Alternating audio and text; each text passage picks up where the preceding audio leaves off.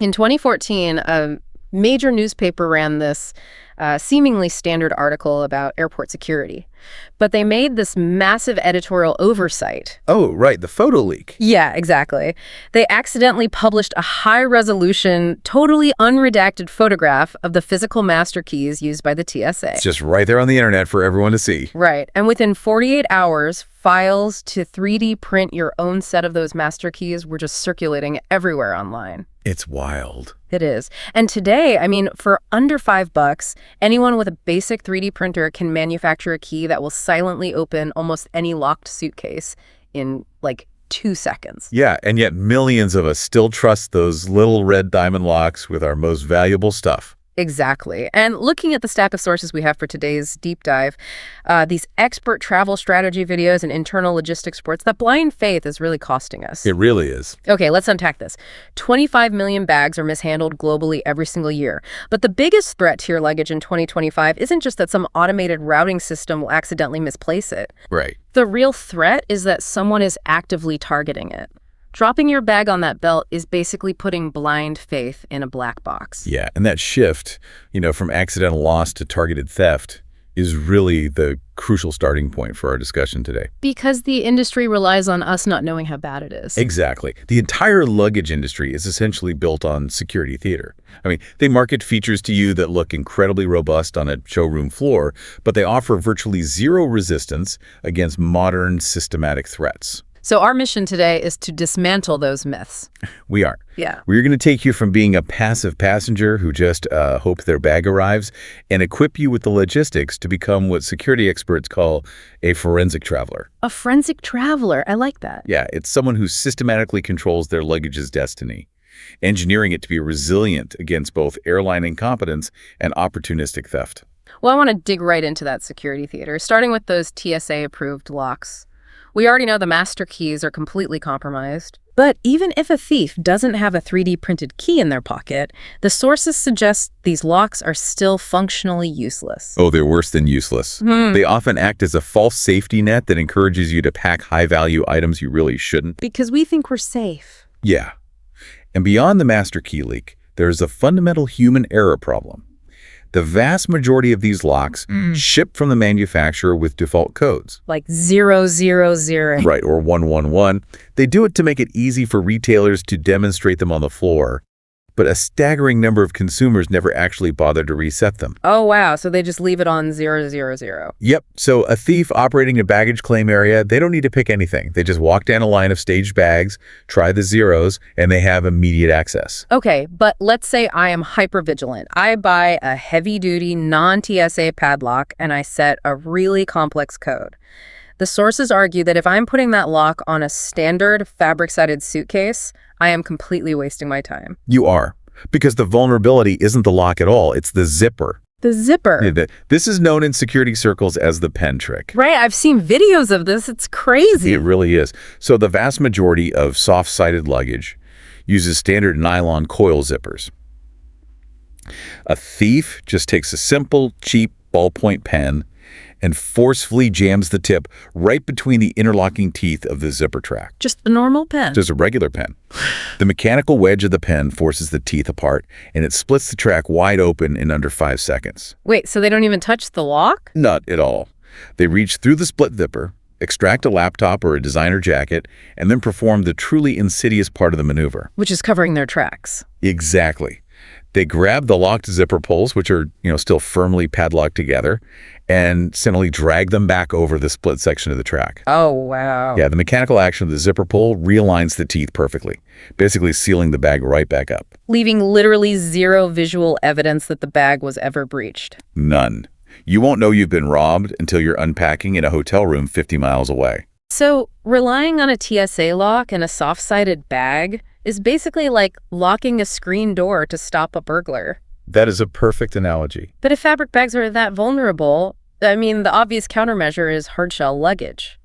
But I have to push back here. Okay, go for it. Aren't rigid plastic suitcases incredibly heavy and, more importantly, prone to shattering when a baggage handler inevitably launches them onto a concrete tarmac? Well, that is a very common hesitation. But it stems from conflating older materials with modern engineering. You absolutely want to avoid cheap, ABS plastic bags. ABS plastic, got it. Yeah, because ABS is rigid, it gets brittle in cold cargo holds, and it will crack under sudden impact. What the logistics experts actually recommend is a polycarbonate shell. Polycarbonate, isn't that what they use for, like, safety glasses? Exactly. It's the same material used in bullet-resistant glass. It is engineered to flex. So when a suitcase made of polycarbonate takes a heavy impact on a tarmac, it compresses to absorb the shock. And then it just bounces back. Right. It violently snaps back into its original shape. So instead of a fabric bag taking all that blunt force right on its structural seams and zippers, the polycarbonate disperses the kinetic energy across the entire shell. Yes, exactly. And from a security standpoint, it creates what industry analysts call the fortress effect. The fortress effect. Yeah, opportunistic thieves are scanning a sea of bags looking for the path of least resistance. A polycarbonate shell cannot be sliced open with a box cutter. Right, you can't just jab a pen into a hard plastic shell. Exactly. Trying to force entry makes a tremendous amount of acoustic noise. So a thief will simply bypass that hard shell for the easy-to-slice fabric bag sitting right next to it. Okay, but if physical barriers like locks are easily bypassed and a hard shell really just deflects a thief toward an easier target, how do we actively stop someone who is determined to get into our specific bag? We have to shift our entire paradigm from physical barriers to visual deterrence. You defeat a baggage thief by manipulating their psychology. Psychology, really? Yeah, their entire operational model relies on delayed discovery. It's the assumption that you won't notice the theft until you are far away from the airport's jurisdiction and security cameras. And the sources point out a shockingly cheap way to ruin that assumption. Threading a neon tamper-evident seal through the zippers before you check the bag. Yes. Like a bright pink sequentially numbered zip tie. It is brilliant in its simplicity. If a thief sees a custom brightly colored security seal, it signals to them that the owner of this bag is hypervigilant. Right, they know you're paying attention. Exactly. If they cut that tie to perform the pen trick, they know they cannot replace it with an exact match. Yeah, the sources highlighted this incredible case study about this. Sarah, a professional photographer, checked a bag full of really expensive lenses. Right, the green zip tie story. Yeah. She secured the zippers with a very specific bright green zip tie. And when she pulled her bag off the destination carousel, the physical lock was perfectly intact. But the zip tie was a slightly different, more muted shade of green. A generic replacement the thief just happened to have on hand. Right. The thief had breached the bag, stolen a lens, and tried to cover their tracks with a similar tie, banking on the idea that Sarah wouldn't notice the subtle color difference. But she did? She did. And because she noticed, she refused to leave the baggage claim area. Yeah. She opened the bag right there under the terminal security cameras. Establishing an immediate, undeniable chain of evidence for the police and the airline, she forced the crime out of the shadows. That is so smart. It really is. And for travelers who want to mechanically reinforce the zipper itself against the pen trick, there is an upgrade available. You can actually seek out bags equipped with anti-puncture zippers. Anti-puncture zippers, how do those work? Manufacturers like YKK engineer these with a dual-layer construction. It is essentially two parallel sets of interlocking teeth. Oh, interesting. Yeah, so when a pen tip tries to wedge open the outer track, it immediately strikes that secondary inner layer, which halts the wedge action entirely. Okay, so if a bright neon zip tie makes me look hypervigilant and a heavy-duty shell makes me look secure, shouldn't I just buy a really high-end, expensive-looking bag to deter thieves? Whoa. But wait, wouldn't that just signal that I have incredibly valuable stuff inside? Exactly. On the flip side, a plain black generic bag seems safe because it's boring. Right. That exact dilemma is what security experts refer to as the Goldilocks principle of luggage selection. The bags that suffer the highest rates of theft actually exist at those two extremes. The flashy one and the boring one. Yeah. The ultra-flashy designer trunk is an active target because the exterior promises a high-value payload. But the generic, plain black roller bag is equally dangerous for a completely different reason. It provides plausible deniability. Because a thief can just casually grab a black Samsonite off the carousel, and if anyone challenges them, they can just play dumb and say, oh, my mistake, it looks exactly like mine. Precisely. The Goldilocks principle dictates that your luggage must be distinctive to you, but invisible to a thief. You want a color like deep maroon, or a bag tightly wrapped with a highly unique patterned luggage strap. So you completely eliminate that honest mistake excuse without acting as a neon sign for wealth. 100%. That concept completely reframes how I view those airport wrapping stations. Yeah. You pay $20 to have a machine spin your suitcase in a giant cocoon of plastic wrap, thinking you are adding a layer of security. Yeah, people love those. But an opportunistic thief just sees a massive flag that screams, I am spending extra money because the contents of this bag are highly valuable. Yep. The same psychological trigger applies to the priority tags that airlines attach for first-class passengers. No, people love leaving those on. They do. Travelers love to leave them on as a status symbol, but in an unsupervised holding area, they are basically a beacon for anyone looking for high-end electronics. So trying to look like a VIP or overprotecting your bag actually puts a massive target on your back.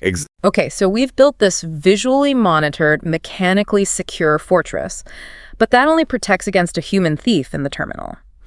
What happens when the airline's automated system just fires the bag onto the wrong continent? That is the logistical nightmare. Most of us are already throwing a consumer tracker like an AirTag or a tile into our bags. But the sources highlight that just tracking it after it's lost is a reactive strategy, and clipping it to the outside is a rookie mistake. An exterior tracker will be ripped off by a thief or a conveyor belt in seconds. The device must be hidden deep within the bag's interior, stitched into the lining, or maybe stuffed inside a dense shoe. Make them work for it. Right. And the power of these consumer tracking networks is exposing the massive gaps in airline logistics. There was this recently documented incident where an airline's official system listed a passenger's bag as in transit to a distribution center. Okay. But the passenger's internal AirTag data proved the bag had been sitting completely stationary in an employee parking lot inside a specific baggage handler's personal vehicle for 3 consecutive days. Wow. Having that independent data is like having a private investigator inside your suitcase. But let's look at the mechanical failure side. If the exterior paper routing tag gets torn off by a conveyor belt machine, the bag basically becomes a John Doe. It's just an anonymous box in a warehouse. Yeah, and to prevent that, the sources recommend deploying the P&R secret. The P&R. Your P&R, or passenger name record, is the unique 6-character alphanumeric code associated with your specific booking. You write this code, along with your contact information, on a sturdy card and place it prominently on top of your packed items inside the bag. Okay, but why use the P&R specifically? Why not just write my name and phone number? Because a phone number requires an airline employee to step out of their workflow, make a phone call, and manually verify your identity. Which they probably won't do. Right. But the P&R is the master key to their internal database. If a baggage handler opens a tagless suitcase and sees a P&R code, they can type those 6 characters directly into their terminal. Oh, that's brilliant. It instantly populates your verified itinerary, your flight status, and the exact routing code needed to generate a new tag and get the bag on the correct plane. It functions as a digital backup identity, and this perfectly sets up what the sources call the ultimate power move at the gate. We have our consumer tracker hidden inside, but the airlines aren't just using paper tags anymore either, right? Far from it. This is where we have to discuss IATA Resolution 753. IATA, that's the International Air Transport Association, right? Essentially the trade group for the world's airlines. Exactly. To combat the massive financial losses of mishandled luggage, they passed a resolution requiring member airlines to track bags at 4 critical physical points: at drop-off, during loading onto the aircraft, during any transfer, and at arrival. So they have to know where it is. Yes. To comply, major airlines have transitioned from manual optical barcode scanners to automated RFID technology. Radio frequency identification. Right. It means the bag broadcasts its location to sensors as it moves through the bowels of the airport, and that data feeds directly into the airline's consumer app.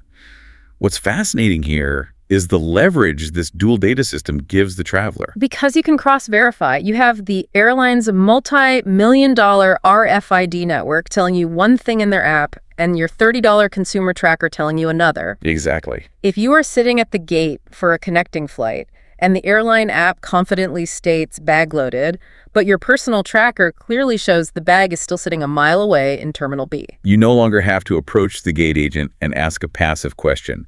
You approach them as an empowered monitor. I love that. An empowered monitor. Yeah, you present conflicting data from their own mandatory tracking network and your device. It forces them to initiate a physical search protocol before the aircraft doors are sealed. See, having all this data is great for confronting a date agent, but I'd really rather just not have the bag get lost in the first place. Fair point. The sources suggest we can actually manipulate the airline's logistics to prevent these failures. Here's where it gets really interesting. It comes down to the exact timing of when you drop your bag on the bilt. Timing dictates vulnerability. The logistical data points to a strict 3-hour rule. Which feels completely counterintuitive. I mean, airlines constantly bombard us with emails demanding we arrive at the airport as early as humanly possible. We do. But the research shows that checking a bag more than 3 hours before departure actively endangers it. Why is that? To understand why, you have to look at the mechanics of an airport's automated sorting system. Those conveyor belts are designed for continuous, immediate flow. Okay. If you check a bag 4 hours early, your aircraft hasn't even arrived at the airport yet. There is no physical gate or waiting luggage cart assigned to your flight. So where does the bag go? Because the automated system has nowhere to send it, it diverts it into a massive static holding pen.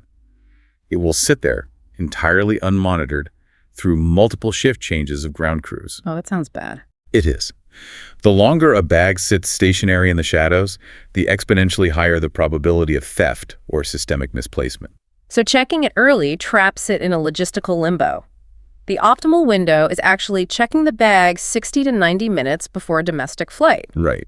That ensures the automated belts can route it seamlessly from the ticket counter, through the sorting lasers, and directly onto an active cart heading for the plane. Keep the asset in continuous motion. And speaking of motion, the data isolates the single most dangerous event in any piece of luggage's life cycle. The connecting flight. Yes. A staggering 41% of all mishandled bags are lost during a transfer. 41%. Because the logistics required are incredibly fragile. I mean, at a transfer hub, your bag has to be manually unloaded, driven across a sprawling tarmac, potentially rescreened by security, sorted through a completely different terminal's belt system, and loaded onto a new aircraft. And often within a 45-minute window, it leaves zero margin for error. Which is why logistics experts advise the nonstop imperative. Whenever financially viable, booking a direct flight cuts your risk of luggage loss nearly in half. Huge difference. But if a connection is unavoidable, you must engineer a buffer. Booking a layover of less than 90 minutes is effectively asking the sorting system to fail. Absolutely. And before you even hand that bag over, there is the issue of luggage hygiene. Oh, luggage hygiene. I see people at the airport with suitcases absolutely covered in old, faded barcode tags from trips they took 3 years ago. They treat them like travel badges of honor. It is a massive operational hazard. The automated laser scanners routing your bag do not understand nostalgia. They are incredibly literal. So if a scanner reads the wrong tag... Yeah, if a scanner's laser catches a ghost itinerary tag from your vacation to Miami last month, it will dutifully route your current Seattle-bound bag onto a conveyor belt heading straight for Florida. Wow. You must peel every old sticker off. Clean slate every single time. Okay, let's say we execute this flawlessly. We have a polycarbonate shell, a 90-minute layover buffer, perfect luggage hygiene, and a tracker inside. But the worst still happens. The belt eats the bag, and it vanishes. Then we enter the final pillar of the forensic traveler strategy, which is ensuring you win the financial battle. The fatal mistake most consumers make is waiting until the bag is declared lost to try and remember what was inside it. Yeah, the sources included a brutal story about a traveler named Marcus flying to Berlin. He checked a bag containing a $15,000 custom prototype for his tech business, along with his laptop. A very expensive bag. Very. And the bag showed up 3 days late. The physical lock was untouched, but all the high-value electronics were completely gone. And when you file a claim for that kind of loss, you are dealing with an insurance adjuster whose primary professional mandate is skepticism. Naturally. Without prior documentation, it is just your memory against their corporate liability policy. They will inherently assume you're inflating the value of the missing items. So, to neutralize that skepticism, you build a digital evidence folder before you ever leave your house. It takes 5 minutes.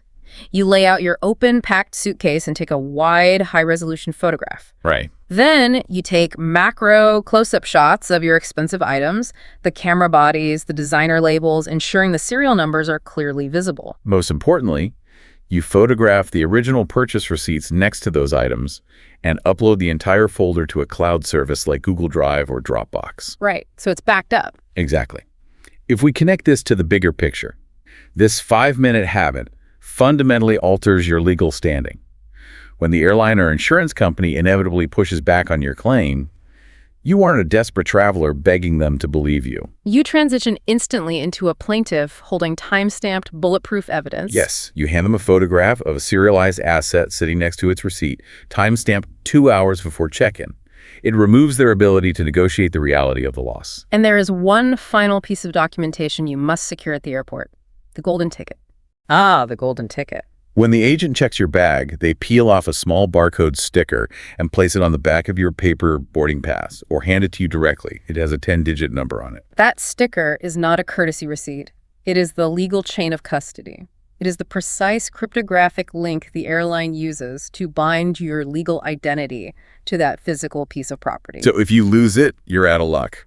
Basically. If you lose that scrap of paper, the airline can legally argue they have no record of you ever surrendering a bag to their care. So the absolute second they hand it to you, you snap a photo of it and email it to yourself. Because if they do lose the bag permanently, the financial compensation is shockingly inadequate. The liability limits are a harsh reality check. For domestic flights within the United States, the Department of Transportation caps airline liability at roughly $3,800 to $4,700, depending on the current regulations. But the critical caveat is that they pay based on actual cash value. Which means they factor in heavy depreciation. If they lose a laptop you bought 3 years ago for $2,000, they aren't going to hand you $2,000 to buy a new one today. Not at all. They run an algorithm to determine what a used 3-year-old laptop is worth on the open market, and they hand you a check for $300. And international flights are even more restrictive. They're governed by an international treaty known as the Montreal Convention. The Montreal Convention. Under this treaty, an airline's maximum liability for lost luggage is capped at roughly $2,100 total. A single high-end camera or specialized medical device will instantly exceed that limit. This is exactly where premium travel credit cards prove their worth. Cards with high annual fees often include secondary lost luggage reimbursement policies that cover full replacement costs. Which is huge. Yeah, they step in to bridge the massive financial gap left by the Montreal Convention and those domestic depreciation models. We should also emphasize that a forensic traveler's vigilance doesn't end at baggage claim. Statistically speaking, hotel rooms experience significantly higher rates of luggage theft than airport terminals. Wait, really? Hotel rooms? Yes. Because a hotel room isn't actually private. Housekeeping, maintenance, floor managers, and hotel security all possess master key cards. I guess that's true. Even that heavy steel safe bolted into your closet has a math-or override code programmed into it for when guests forget their passwords. So what's the solution there? The tactical solution here is utilizing a high-tensile steel cable lock. When you leave your room, you loop the steel cable through the handle of your polycarbonate suitcase and anchor it to an immovable object, like a cast iron radiator pipe or the structural frame of a heavy bed. So it forces a potential thief to either bring bolt cutters into your room or attempt to break into the hard shell case right there on the floor, which takes time and makes a lot of noise. Exactly. They can't just casually grab the bag and wheel it down the service elevator. You are systematically removing the convenience of the theft. All right, let's step back and look at the comprehensive strategy we've outlined today. We've completely dismantled the passive, hope for the best approach to flying. We've engineered a system relying on the fortress effect of a polycarbonate shell, psychological visual deterrence like numbered zip ties, and digital cross-verification. Right, using internal trackers to challenge airline RFID data. Exactly. Plus, strategic 90-minute check-in timing and airtight digital evidence folders to guarantee financial recovery. And it is vital to remember that you don't need to implement all of these protocols simultaneously to see a massive security benefit. Right. If on your next trip you just pick 3 of these concepts, say you upgrade to a flexible hard shell case, you hide a consumer tracker deep inside a shoe, and you thread a bright pink zip tie through the zippers, you instantly elevate yourself. Absolutely. You become a harder, noisier, significantly more complicated target than 95% of the other travelers in the terminal. You transition from relying on the airline's flawed systems to actively commanding the logistics of your own property. So what does this all mean? We've explored how incredibly empowering it is to leverage our own consumer technology to outsmart massive, multi-billion-dollar aviation systems. We are spending our own money on trackers, hiding them in our bags, and doing the investigative legwork to monitor our own apps. Yeah, we're doing the heavy lifting. But consider this the next time you fly. As major airlines increasingly rely on and even formally integrate our private, crowdsourced tracking data into their official recovery operations, at what point does our personal surveillance simply become a free crutch for the airlines? That is a fascinating question. If we are doing all the labor to illuminate the inside of their black box, who really owns the responsibility of protecting your belongings in the future? Something to keep in mind next time you watch your suitcase disappear behind those rubber flaps.